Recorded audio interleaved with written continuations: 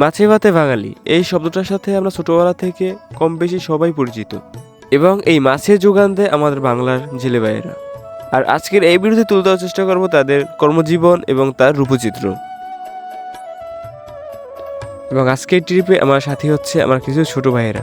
প্রতিদিন সূর্য ফুটে ওঠার আগেই নদীর বুক চিরে বেরিয়ে আসে জেলে ভাইয়েরা এবং এই কাজে তাদের হাতে থাকে না কোনো আধুনিক যন্ত্রপাতি, ছোট একটি ডিঙি নৌকো এবং কিছু পুরনো জাল। এই দিয়ে তাদের যাত্রা শুরু হয় দিনের।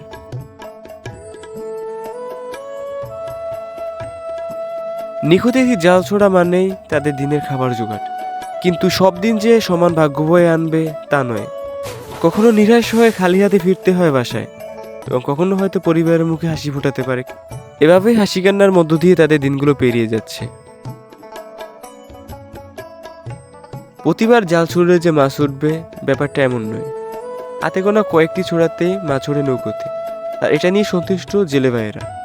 এবং মাছ না পেয়ে হতাশগ্রস্ত না হয়ে পরিশ্রমের সাথে চেষ্টা চালিয়ে যাচ্ছে জেলে ভাইয়েরা।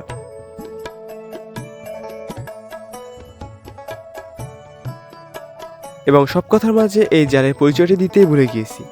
এটা হচ্ছে জাকি জাল। গ্রাম ভাষা এটাকে জাকি জাল নামেই চিনে। এবং এই জালটাকে তৈরি করা হয় কিছু শক্ত সুতো দ্বারা, এবং এই জালের এক মাথায় থাকে কিছু লোহার তৈরি কাঠি, যার ফলে জালটি পানির গভীরে খুব তাড়াতাড়ি চলে যায়। এবং অপরদিকে একটি সরু সুতো থাকে যা জেলেবের হাতে বাঁধা থাকে, এর ফলে জালটি হারিয়ে যাওয়ার কোনো সম্ভাবনা থাকে না। তো আমরা এখন এখান থেকে বিদায় নিয়ে চলে যাচ্ছি পরবর্তী অন্য একটি জায়গাতে, যেখানে অন্যভাবে মাছ ধরা হয়। এবং গ্রামের ছোট ছোট ছেলেমেয়েরা তাদের আপন মনে ঘুরে বেড়াচ্ছে নৌকোতে করে।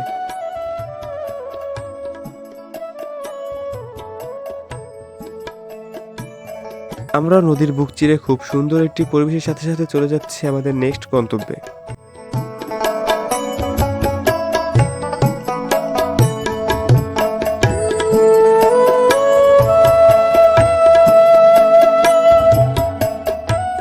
এটা হচ্ছে এক অন্য প্রকারের জাল, যার মাধ্যমে ছোট ছোট সরপুঁটিগুলোকে শিকার করা হয়। এবং এই পদ্ধতিতে মাছ শিকার করে থাকে গ্রামের অধিকাংশ ছেলেমেয়েরা। মূলত এই জালটি আমাদের পরিবেশ বান্ধবগত কোনো জাল নয়। এই জালটিতে শুধু সরপুঁটি শিকার হয় তা নয়, এবং এর সাথে শিকার হয় অন্য সকল বড় মাছের বাচ্চাগুলো, যার ফলে এখন মাছের ঘাটতিতে পড়ছে আমাদের বাংলাদেশ। আমি সবসময় আমার ভিডিওতে তুলে দেওয়ার চেষ্টা করি আমাদের গ্রামের সৌন্দর্য এবং হারিয়ে যাওয়ার লোকশিল্পকে। আপনার যদি আমার ভিডিওটি ভালো লেগে থাকে অবশ্যই চ্যানেলটি সাবস্ক্রাইব করে রাখুন এবং পাশে থাকা বেল আইকনটি ক্লিক করে দিন।